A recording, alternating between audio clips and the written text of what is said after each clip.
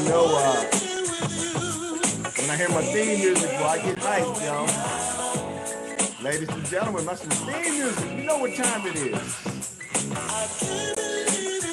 I gotta let Mr. Jammin' J. Lamont sing to y'all a little bit more.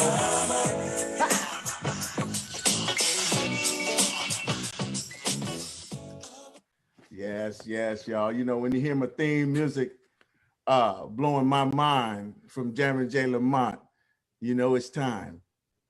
So I want to welcome and say hello and welcome to everyone to In the Room on TAN TV, the African American Network, where we have a local feel and a global reach.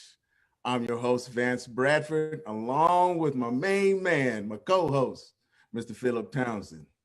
And let me say, our goal here at TAN TV is to discuss topics that impact our community at large, also to educate and to enlighten our viewing audience.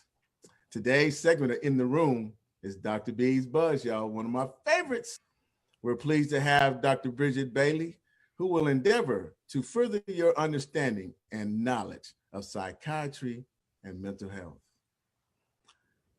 Dr. Bailey is a professor of psychiatry at UT Health San Antonio and the training director of the Child and Adolescent Psychiatry Residency Program.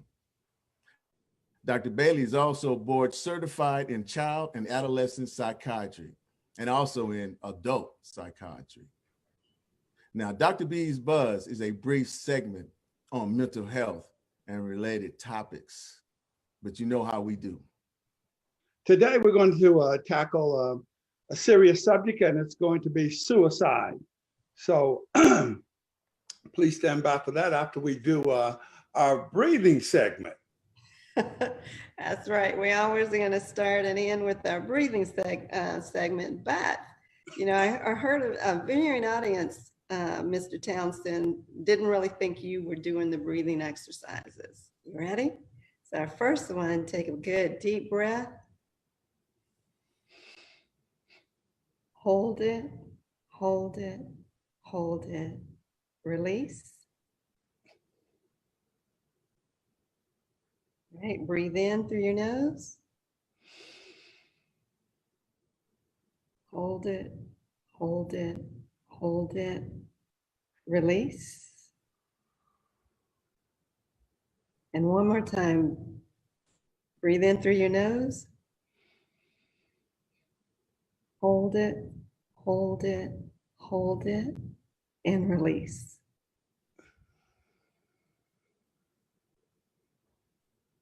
And that's going to set our tone for today's serious topic, suicide. Well, I hope that works with other people in the viewing audience, because all I did was mimic Vance's motions, but I still did the same breathing technique. So, in other words, if I do it like,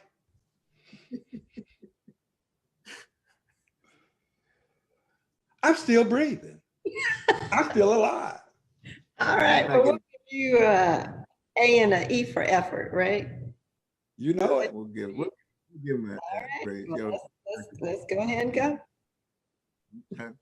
Before Dr. Bailey, you know, I asked my my intense first question, you know, that one that throws every time. And, you know, Dr. Bailey, I'm kind of puzzled, a little, you know, I'm just kind of confused a little bit on my first question is, you know, why are we, you know, talking about suicide? When we're talking about suicide, one is in the United States, it is the second leading cause of death from ages 10 to 34 years of age. Another factor while we're talking about suicide today is among Black children age 5 to 12. These are little bitty ones. They're 2 times as more likely to commit suicide than their white counterparts. So we're talking our babies are killing themselves in the Black community at a higher rate. And it's the time that we have this conversation about suicide in the Black community and in our communities at large.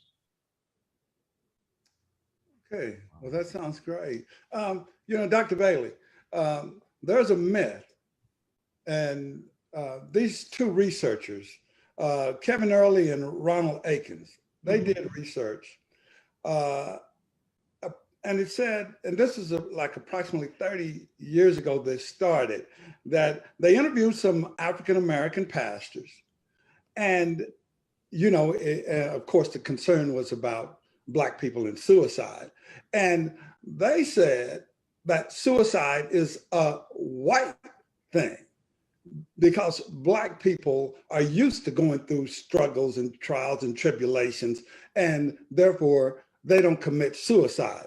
However, we do know that Black people do commit suicide, but opinions show that that belief has shifted very little during this time. But I have a little qualm with that research. Reason being that I know that I'm at least 2 days over 30. And it was something that I knew about in the Black community a long time ago. So I think that this carries on a lot further than 30 years ago. Yeah, it does. Why do you think that this belief that Black people don't commit suicide is still prevalent in today's society? One is we still believe that it's a white thing, right? It's sort of analogous or similar to, you know, when we hear about mass murders on TV, you know, Black folks' first response is, oh, those are white folks killing up other people. You know, Black folks don't do that.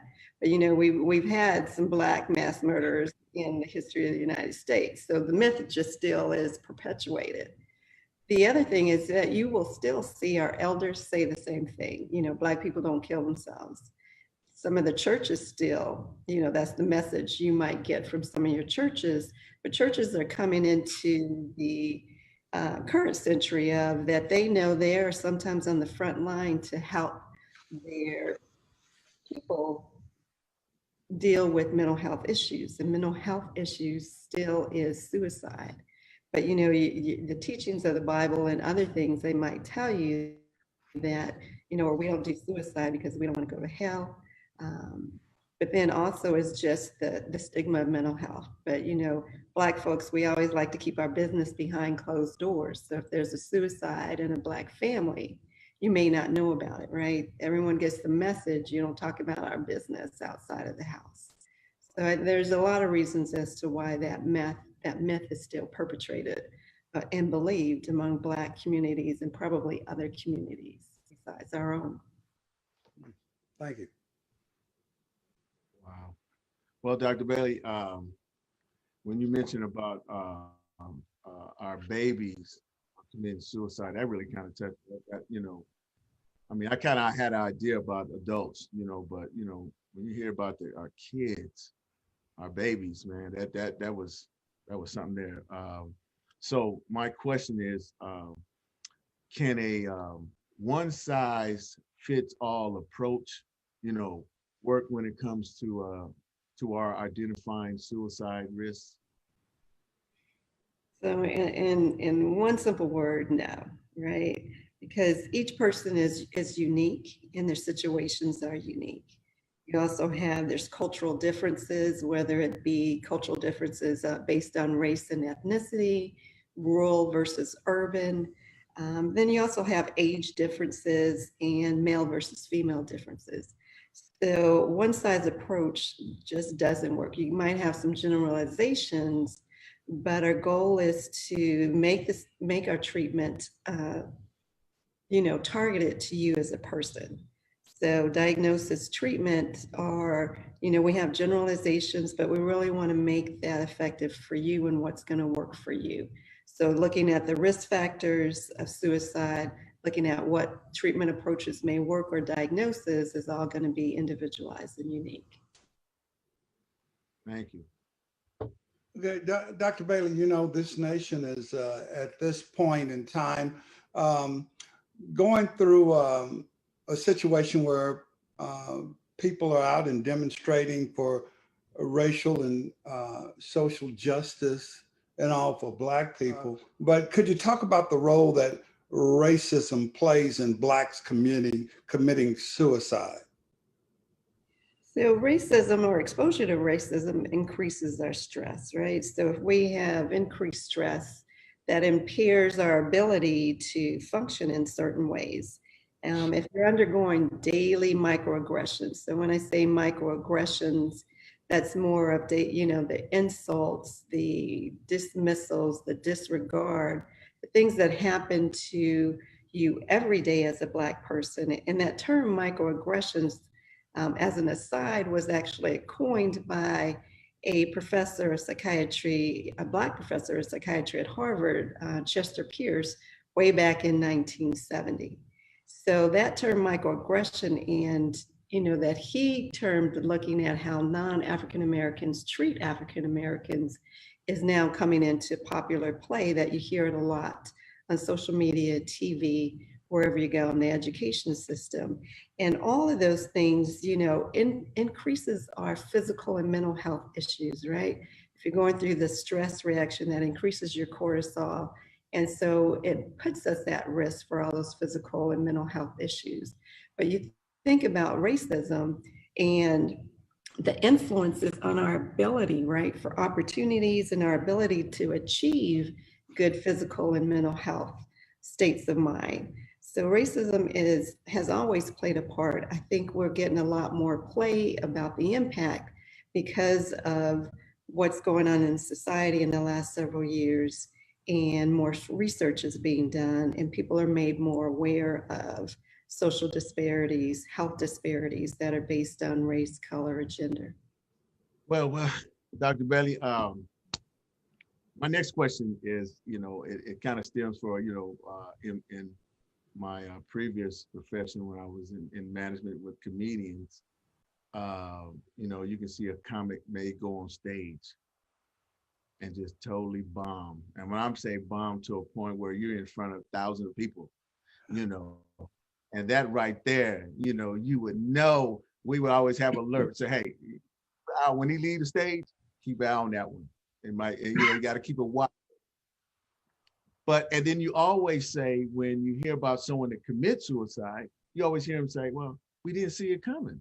We just, So my question is, to say all that is, what are the signals to look for, in determining if someone is suicidal?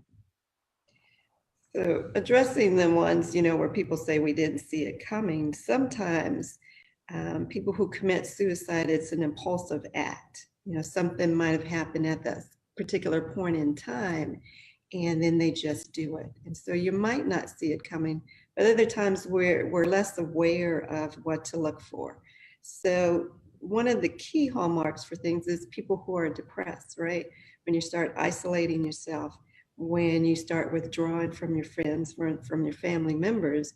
You might have a household full of people, but you're locked up in your room, you're stuck in your room, you don't come out and do the things that you used to do.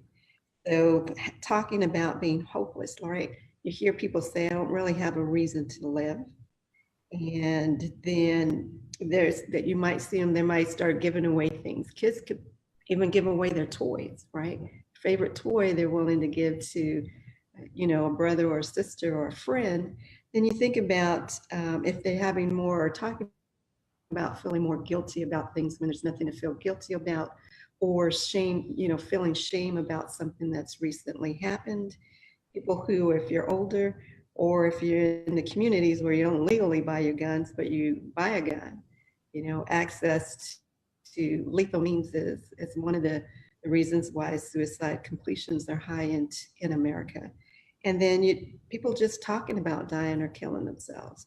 Those are some of the easier things to look for when someone may be contemplating suicide. Okay. Well, Dr. Bailey, we all resound this in our community. You can't tell me this or you can't tell me that because you're not Black. You don't understand what's going on with me. So with that, I will say and ask, should people be concerned about having a therapist that's of a different race or ethnicity? You know, at times it's beneficial, and that may be what you feel like you need, but it doesn't take a Black person to treat Black people. What you're looking for in a good therapist is someone who is very open-minded, who is aware that structural issues, race issues impact mental health and how you deal with things and how they might impact you as a person, a kid, or your family, and their willingness to hear you out and their willingness to learn more things about you and your culture and your race. So I tell people sometimes that, you know, I don't need to be an alcoholic to treat an alcoholic. You know, sometimes having issues with alcohol may make you more aware of some things. But when you talk to people, listen to people, you can also gain a lot of that knowledge. And me as a psychiatrist and physician, then, you know, my patients teach me a lot of things about themselves. So, you know, I help them, but they're also teaching me things about their culture, their belief system, because just because I'm Black doesn't mean I'm going to understand another Black person. There might be a lot of differences that could impede us working together. But when you're willing to communicate these differences and similarities and make the effort to understand each other and work together, then all things can be done. Well, Dr. Bailey, you know, I'm passionate about them kids. So, and, you know, like I said earlier, your numbers on their suicide rate. So when is the appropriate time to seek, you know, professional help for children that have suicide thoughts? So one of the first things is parents, adults, you should always listen to yourself. If you have a concern about their safety, you're not sure why, that's one of the reasons, then you should really seek help. Other things when they start making a plan, right? Because everyone who thinks about killing themselves doesn't need to be in the hospital. But if you have a plan on how you might kill yourself, if you hear people talking, they have a plan, that is definitely to seek treatment, because you're coming closer and closer to trying that act or attempting to kill yourself. So those are some of the main things that we think about. But another one that most people don't associate with attempts to kill themselves, if you're one of those persons who has a mood disorder, depression, bipolar, or if you have schizophrenia, you might hear voices telling you to kill yourself. And you might feel, you know, if you've been hearing them for a time and you're depressed, you're sad, the more you hear them, the more at risk you are to doing what the voices say. So anytime you hear things of those nature, it's a definite time when you need to seek professional help. Okay. Well, you know, Dr. Bailey, we've hopefully established in the minds of Black people today that Blacks do commit suicide. With that, I'd like to say that UT Health San Antonio is in no way affiliated or associated with the views expressed by Dr. Bailey, TAN TV, the African American Network, or any of its participants. The situation of how I'm feeling for you. Ooh, girl, you're blowing my mind. Can't find the words to tell you just what I'm feeling for you. Let me lay it on the line.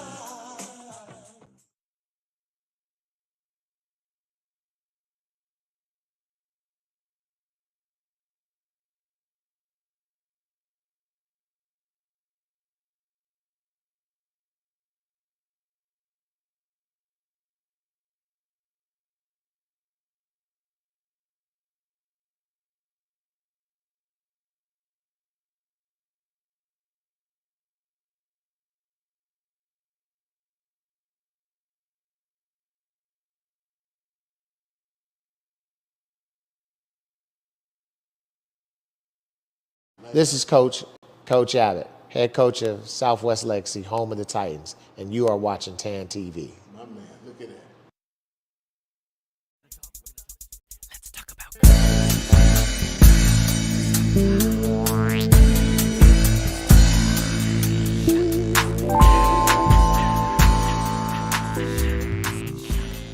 the situation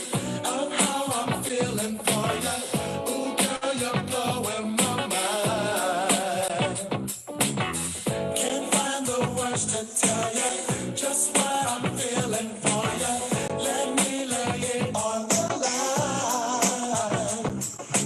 know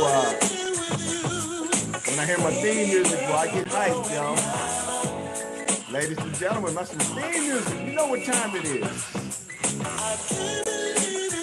I gotta let Mr. Jammin' J. Lamont sing to y'all a little bit more.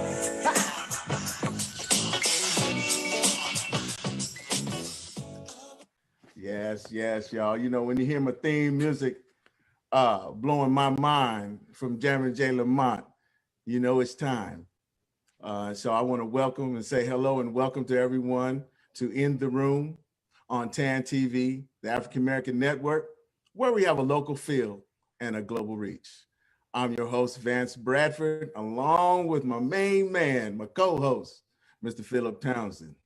And let me say, our goal here at TAN TV is to discuss topics that impact our community at large, also to educate and to enlighten our viewing audience. Today's segment of In the Room is Dr. B's Buzz, y'all, one of my favorites.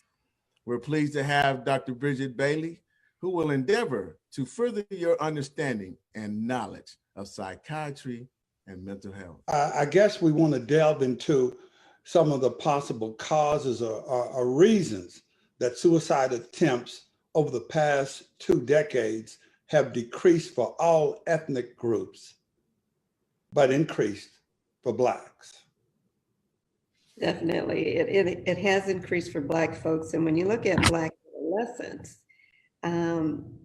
their risk for suicide attempts has gone up 73%, whereas for white adolescents, their attempts have gone down a little less than 8%. So that's a huge difference that again combats the myth that Black people don't kill themselves or make those attempts. When you're looking at possible reasons behind there, you think about the internalization of racial and structural issues. So when I talk about structural issues, those are issues that barriers that are put into place besides just your race. So that could be policy, that could be housing, low opportunities for economic success, educational success. So internalizing just simply means that you start holding it inside. So you might be sad and depressed, but no one knows about it because it's just something that you're holding to yourself. So, so internalizing them and keeping to yourself, not talking about them, not doing things about them, increases those risks that we were talking about. And then you think about maybe our coping mechanisms in the Black community, and especially with our Black children, are less than what they used to be. We're not all surrounded by multiple generations of families helping us cope with economic issues, social injustice.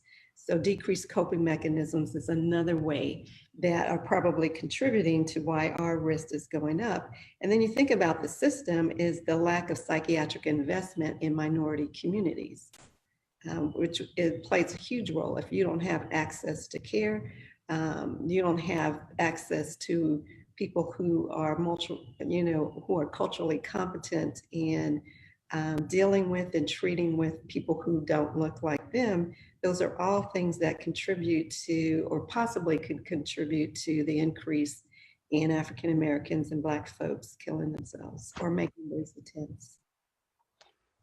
Okay. Well, Dr. Bailey, given the history of how some things have been done to Black people in the medical community, and we've discussed that in some of the previous shows.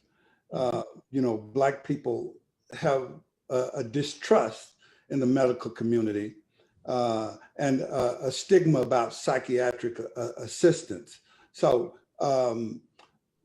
could you elaborate on how effective would depression screening be for helping Black children at risk for suicide? The recommendation is to use some type of depression screening in all children, not just Black children.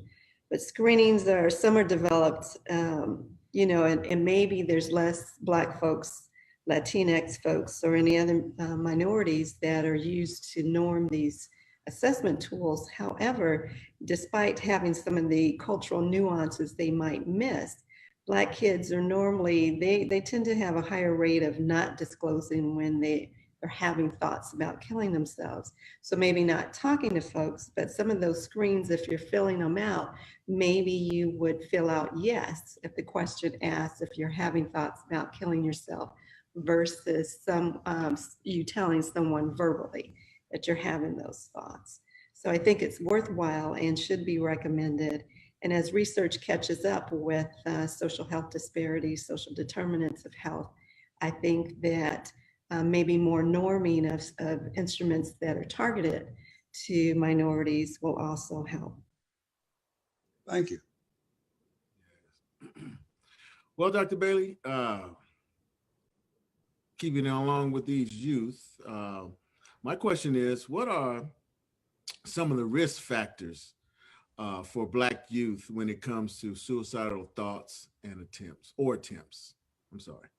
Okay, so in general, we know that for most people, including any general youth, any type of psychiatric disorder puts you at risk. So that's depression, anxiety, if you have a history, you have PTSD or post-traumatic stress disorder.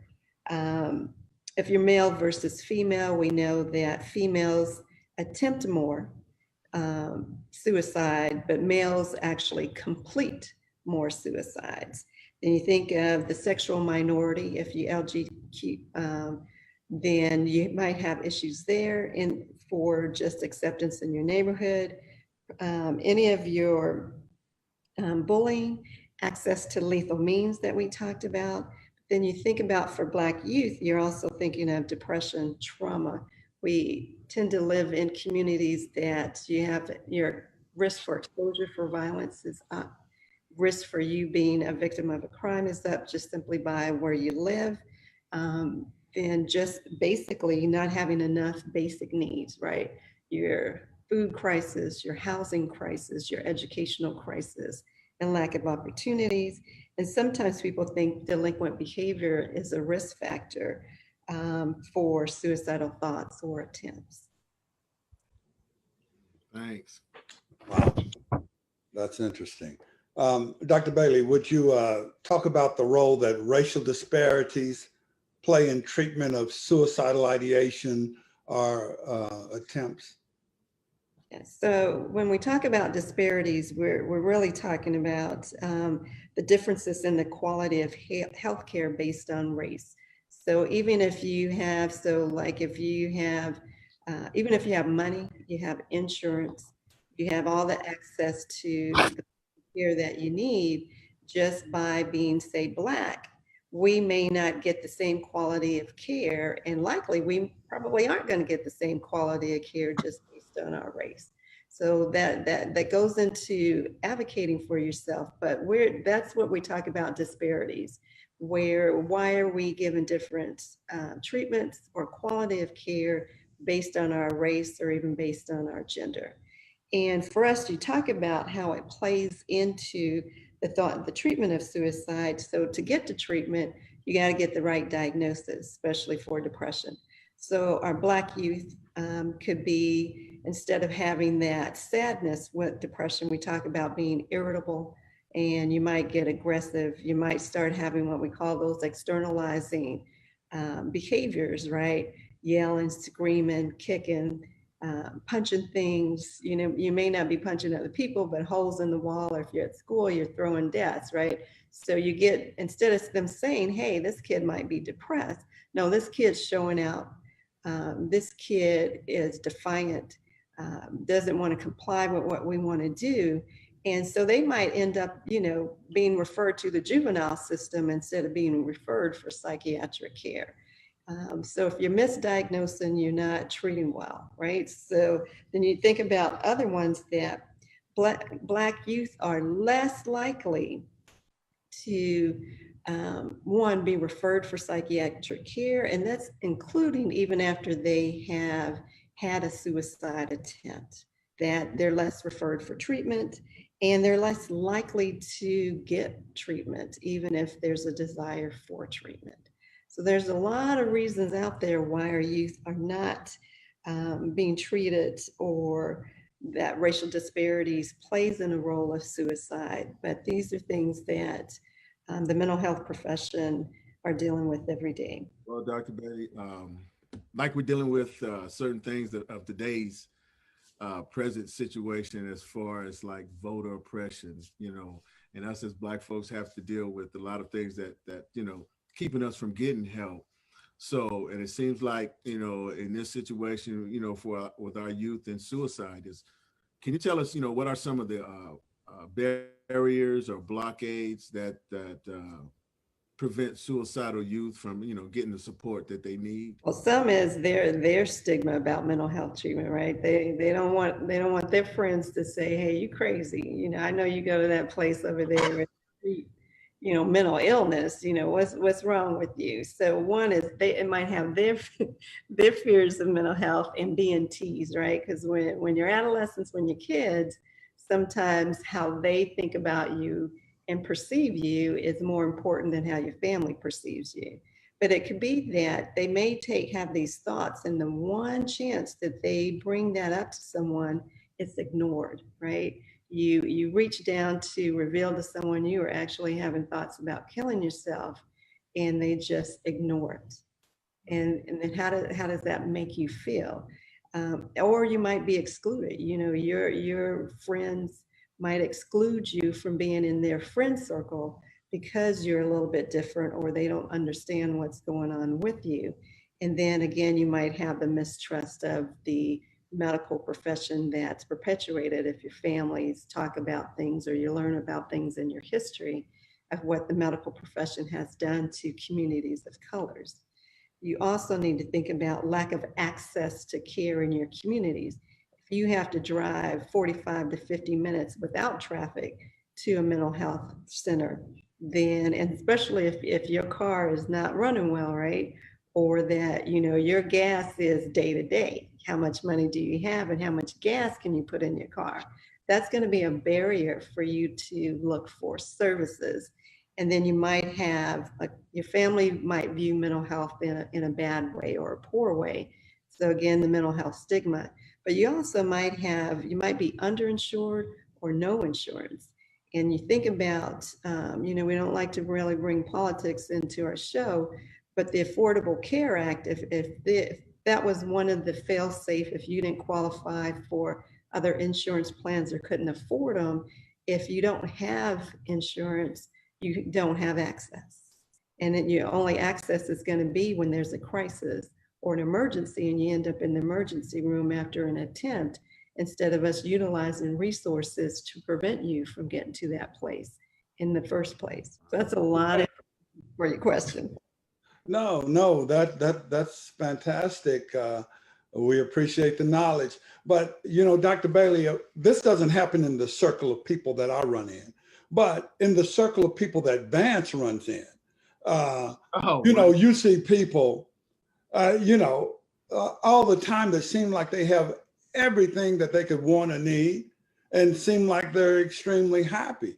But my question is, how seriously should we believe someone, with this seemingly everything to live for, when they're telling us that they're thinking about committing suicide? How serious should we take them?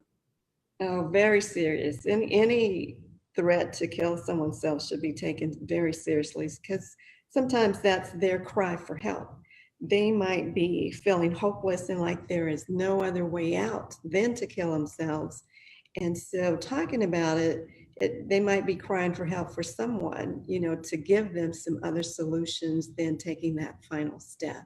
So take all threats to kill themselves, talking about killing themselves seriously. Because even despite what you project outwards, right? If you're keeping everything inside, we all know how to put on a mask for the day and act in a certain way.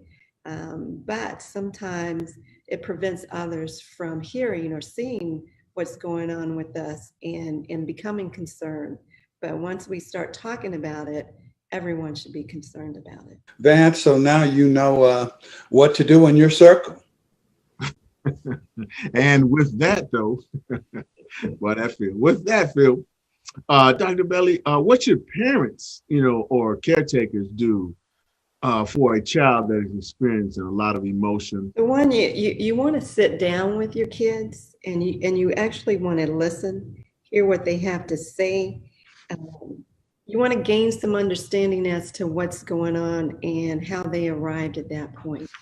What they don't want to hear is, don't think that way. You shouldn't think that way.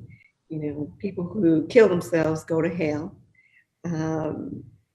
Then you start minimize what you're saying, right? You start coming up with reasons to say, well, no, you don't really think that way. And so their outcry for you to help is, next time they may not do it because of your response to what they're trying to tell you now. So again, sit down with them, listen to them, try to understand what they're saying.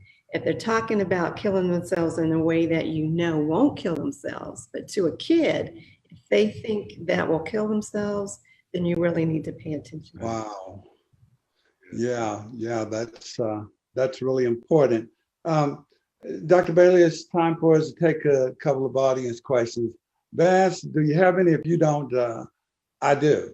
One question is, and this is actually an interesting question, are cultural differences important when evaluating the risk of suicide? They're very different because different cultures may have different ways of expressing suicide and depression. Just like we talked about earlier, that Black youth are more likely not willing to disclose the thoughts of killing themselves.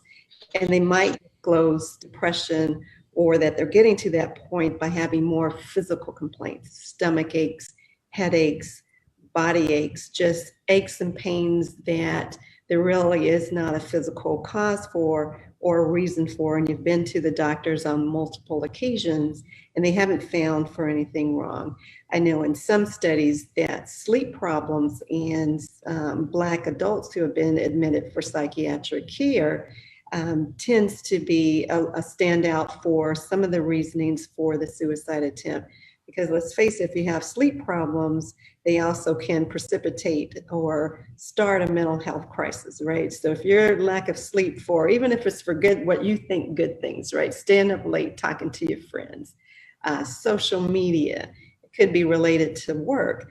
But over time, when you don't get enough sleep, then a lot of your coping skills and mechanisms may go out, and then little things might precipitate or start an emotional crisis that ends you up in the hospital or making a suicide attempt or having suicidal thoughts.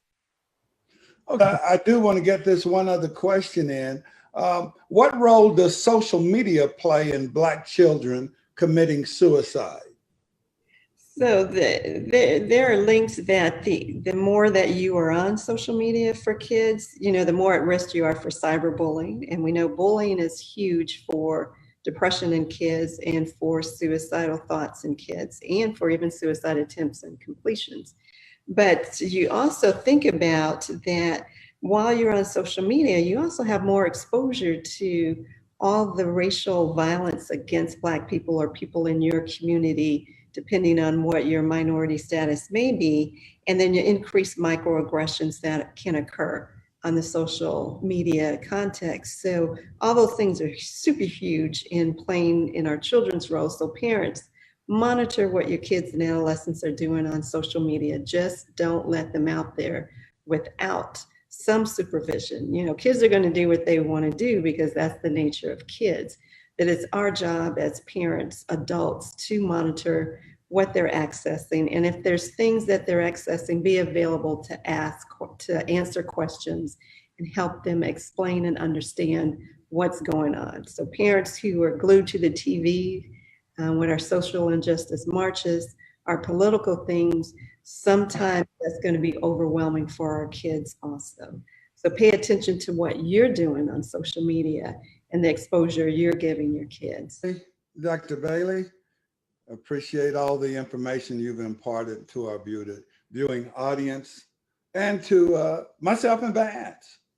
Yes. Oh, you know, I enjoy it, man. I'm stuck on it. Every word she says. So it's time for Dr. B's Stinger of the Day. Today is suffering in silence is still suffering. Please get help. Again, that suffering in silence is still suffering. Please get help. With that, I'd like to say that UT Health San Antonio is in no way affiliated or associated with the views expressed by Dr. Bailey, TAN TV, the African American Network, or any of its participants.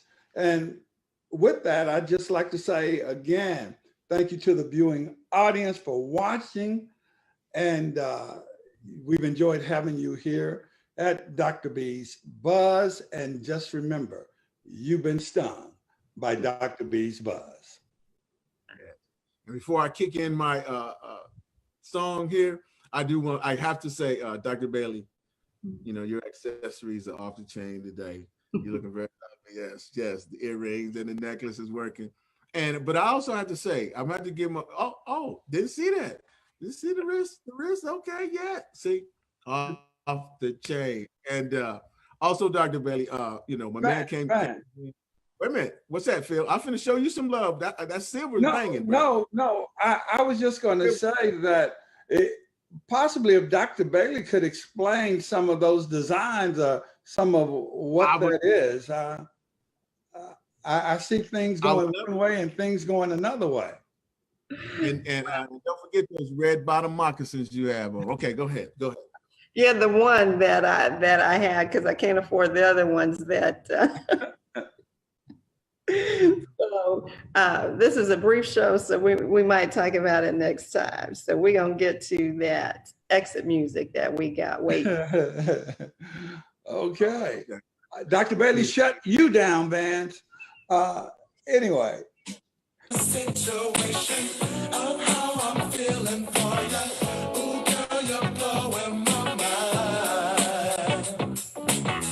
Can't find the words to tell you.